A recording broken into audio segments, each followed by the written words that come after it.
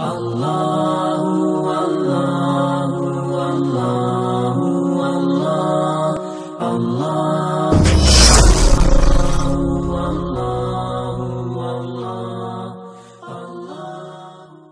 Bismillahirrahmanirrahim. Assalamualaikum warahmatullahi wabarakatuh.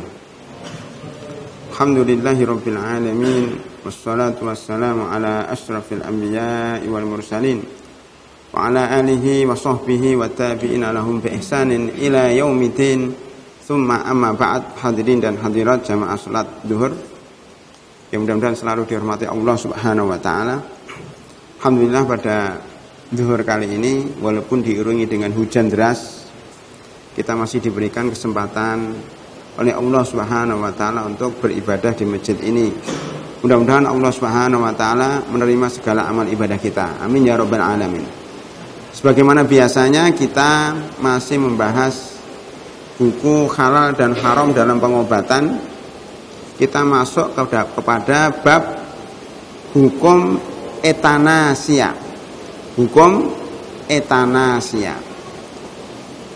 Kita berangkat dari firman Allah Subhanahu wa taala dalam surat Al-Isra ayat 33, "Wala taqtulun nafsal lati kharramallahu illa bil haqq." Janganlah kalian membunuh jiwa yang diharamkan oleh Allah kecuali melalui hak, melalui kebenaran, ya, dengan cara yang benar. Apa cara yang benar itu?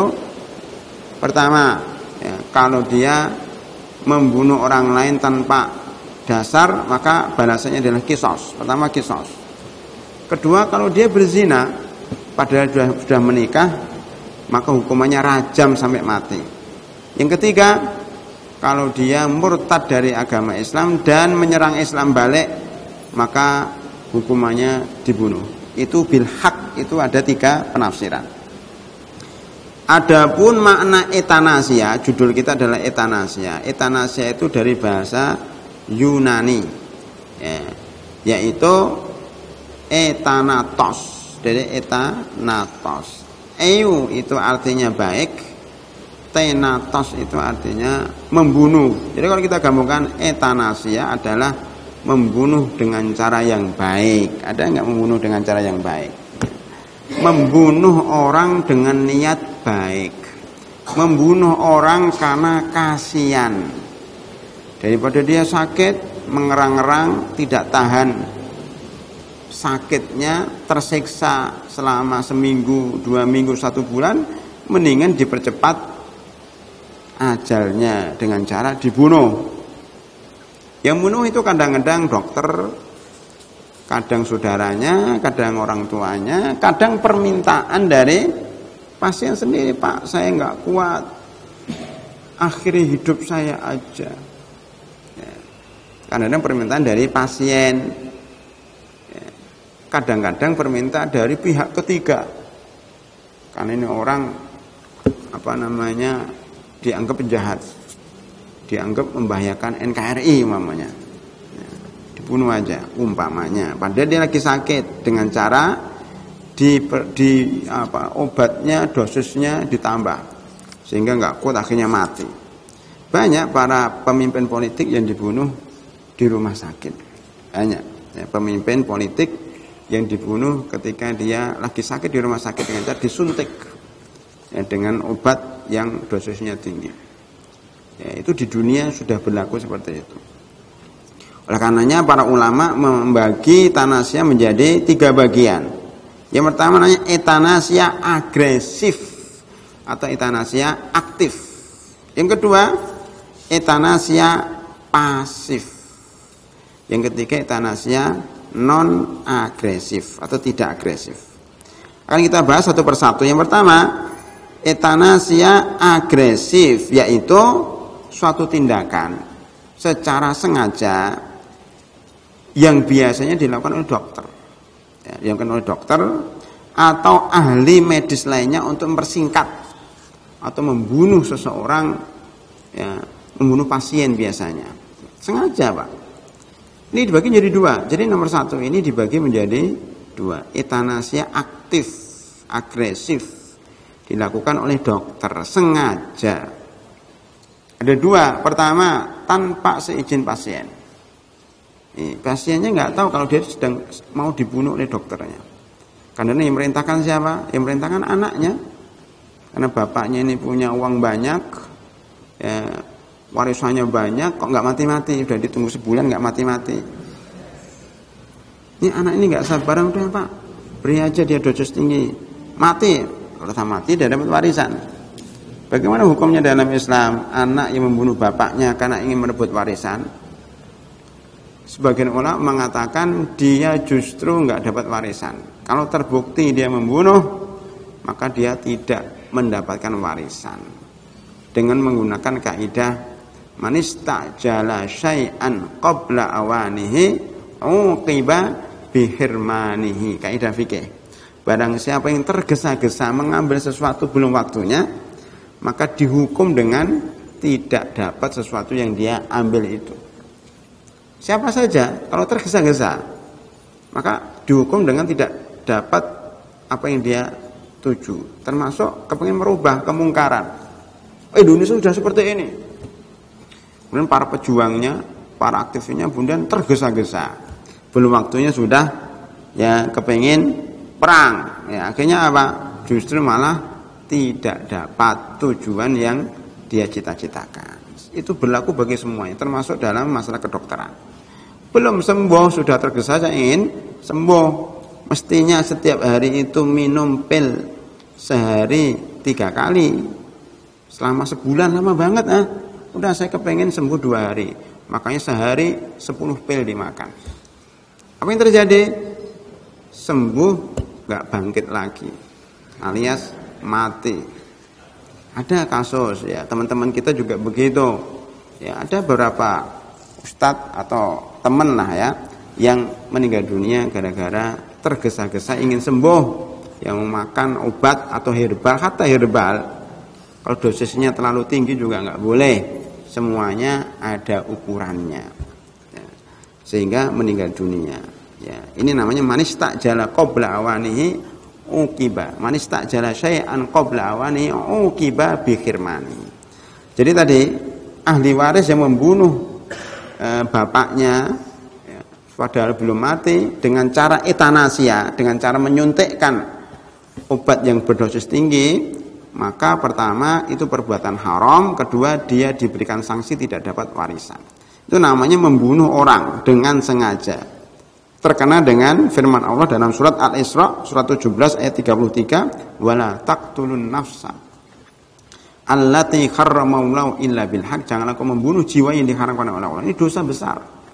Bahkan Ibnu Abbas di dalam salah satu tafsirnya mengatakan bahwa orang yang membunuh saudaranya muslim dengan sengaja tanpa hak, dia masuk neraka jahanam khalidina fiha. Ibnu Abbas mengatakan khalidina fiha adalah selama-lamanya, tidak akan masuk surga. Walaupun sebagian besar ulama mengatakan itu bukan selama-lamanya selama dia masih muslim, tapi dalam jangka yang panjang. Baru sudah berapa puluh tahun baru masuk surga paling terakhir. Ya, itu kalau dia muslim. Oleh karena itu ini termasuk dosa besar. Jadi etanasia dalam keadaan seperti ini hukumnya haram. Bagian kedua nomor 1 adalah dia menyuntikkan obat dosis tinggi dengan izin pasien, bahkan pasiennya yang meminta sendiri. Kalau pasiennya minta sendiri gimana? Padahal dokternya nggak mau itu, dokternya nggak mau, jangan Pak, tapi saya minta Pak, sudah nggak kuat. Ini namanya bunuh diri. Dokter yang menangani dosa. Kenapa? Membantu orang untuk membunuh diri. Umpamanya gini, ada orang yang di PHK. Ya, PHK itu apa? Perampingan dipecat dari pekerjaannya. Dia stres. Ya, ingin bunuh diri. Udah saya bantu katanya. Mana talinya? Ambilkan kursi, dia ambilkan kursinya. Akhirnya dia gantung diri dan mati. Orang yang ambilkan kursinya, yang ambilkan talinya, itu juga dosa. Karena apa? Membiarkan orang bunuh diri. Ini bertentangan dengan firman Allah surat An-Nisa ayat 29, ya ayyuhalladzina amanu la taqulu amwalakum bainakum bil batil illa an takuna tijaratan antaradin minkum wa la taqtulu anfusakum. Janganlah kalian membunuh diri kalian sendiri. Sebagai tambahan, orang yang membunuh dirinya sendiri ini tidak disolatkan oleh Rasulullah Shallallahu Alaihi Wasallam. Satu kisah pada zaman Nabi Muhammad Shallallahu Alaihi Wasallam ada seorang sahabat ikut jihad fisabilillah, terkena panah, sakitnya bukan main, dia nggak kuat, makanya panahnya ini ditekan begitu, mati dia. Dikira oleh sahabat-sahabat lain, wah ini masuk surga, mati syahid.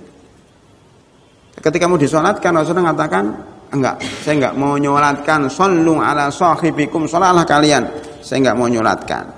Sahabat-sahabat yang lain merasa kaget, loh gimana ini kan syahid, kenapa Rasulullah tidak mau nyolatkan? Setelah dicek ternyata orang itu bunuh diri secara diam-diam, menekan tombak atau anak panah itu ke dalam supaya dia mati. Jadi tidak setiap orang yang ikut perang jihad fisabilillah di medan perang itu orang yang syahid semuanya.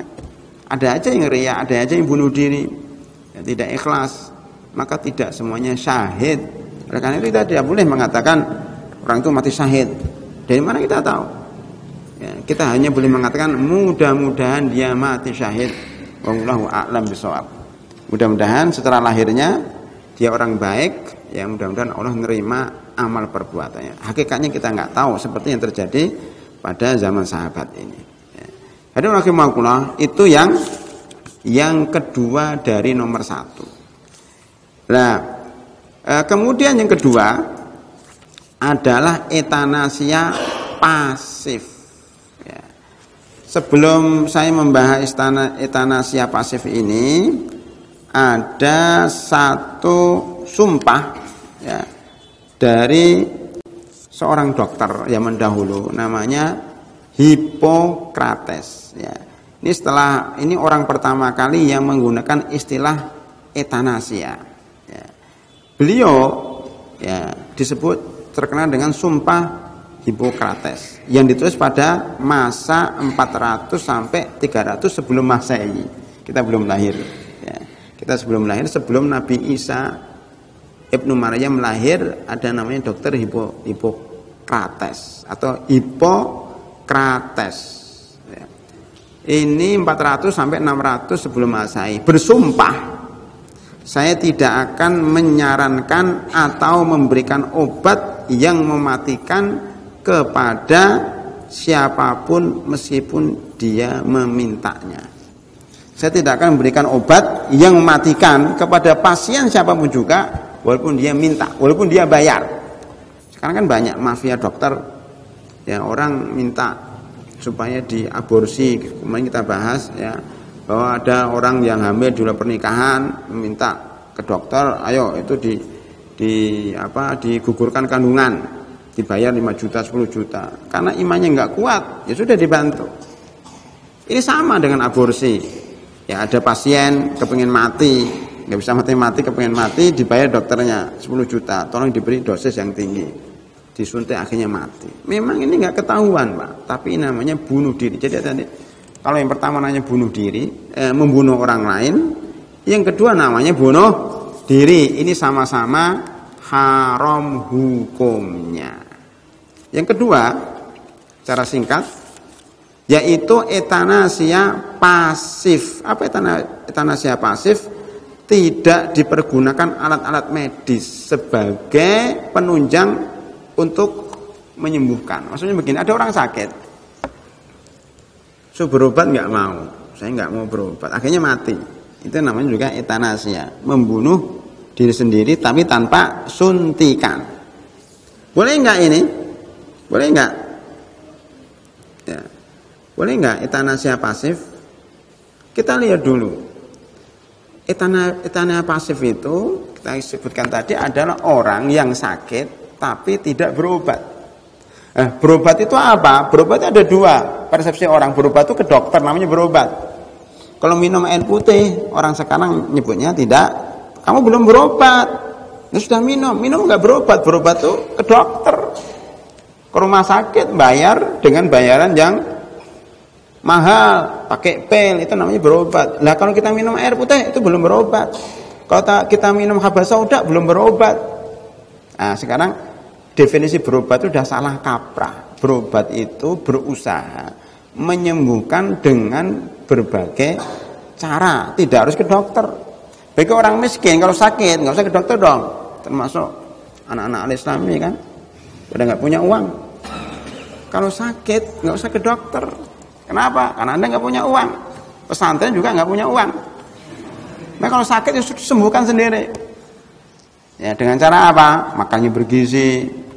Ya penyakit itu bisa diobati insya Allah dengan 4. Karena penyakit itu penyebabnya salah satu dari 4. Pertama apa? Kurang gizi. Kurang gizi bisa menyebabkan orang sakit. Coba Anda tidak pernah makan kecuali nasi sama sambal tiap hari. Nasi sambal tiap hari selama 2 tahun. Insya Allah sakit. Kurang gizi. Yang kedua, kurang istirahat. Kayak mahasiswa kan, mahasiswa ini kebanyakan ngantukan. Baik ketika di masjid habis sholat subuh terutama, itu kalau sholat subuh itu, masya Allah di sini itu khusyuk dzikir semuanya. Ketika tengok kanan tengok kiri ternyata dia tidur, saya kira dzikir. Ya, ngantukan ini karena kurang istirahat, malamnya begadang, ya kan, nonton bola kayak ngobrol ngalor ngidul, sehingga begadang itu membuat lemah badan sehingga sakit. Yang ketiga, banyak pikiran, kepengen kawin, ya. Tapi nggak dapat, belum dapat. Ini juga pikiran, ya, banyak utangnya, banyak masalah di rumah, macam-macam lah, buat stres. Para dokter mengatakan penyakit fisik zaman sekarang khususnya di kota besar kayak Jakarta, Bekasi ini rata-rata karena 70% penyebabnya karena faktor pikiran, faktor kejiwaan. Ya. Yang keempat apa? Kurang olahraga. Kurang olahraga. Ya, cuma belajar terus nggak pernah jalan, naik mobil terus nggak pernah gerak badan. Lah, pengobatannya kebalikannya, kalau kurang gizi maka segera makan yang bergizi, ya, madu, habas sauda, daging, ayam, ikan, dimakan itu, susu kambing. Atau dia apa tadi, kurang apa tadi? Kurang istirahat, dia tidur, ya, jam 10 tidur, bangun subuh, nanti ba'da zuhur tidur lagi, insya Allah sembuh itu. Banyak orang sembuh hanya dengan tidur cepat. Jam 9 tidur, subuh sudah sembuh. Ya, istirahatnya khusus istirahat malam. Karena malam itu gelap gulita, ada obat yang namanya hormon melatonin. Apa itu hormon melatonin? Hormon kekebalan. Itu tidak akan muncul kalau ada lampu, apalagi lampu sorot, shooting ini. Shootingan ini membuat hormon kekebalan itu lari. Ya, makanya jangan tidur di bawah lampu shootingan. Kalau lagi nyoting nggak apa-apa, ya. Nah itu, jadi tidurnya harus gelap gulita, itu lebih baik karena hormon melatoninnya itu akan berfungsi sehingga nanti kalau bangun sudah seger. Itulah Allah sengaja malam itu digelapkan, matahari ditenggelamkan itu supaya kalian tidur dan istirahat. Ini matahari ditenggelamkan, malah kita membuat lampu. Ini salah kaprah sebenarnya. Kecuali kalau darurat. Yang keempat tadi apa? Kurang gerak, olahraga gerak. Udah ini soal sembuh. Ini juga namanya penyembuhan. Jadi kalau orang sakit menggunakan teori yang 4 ini kemudian mati, itu namanya takdir. Bukan etanasia, maksudnya bukan bunuh diri. Kenapa nggak ke dokter? Saya sudah ngobati menurut versi saya sendiri. Ya, itu namanya sudah usaha itu dia harus ke dokter. Allah SWT sudah memberikan pengobatan atau obat itu di alam ini. Hujan ini juga sehat sebenarnya, ya.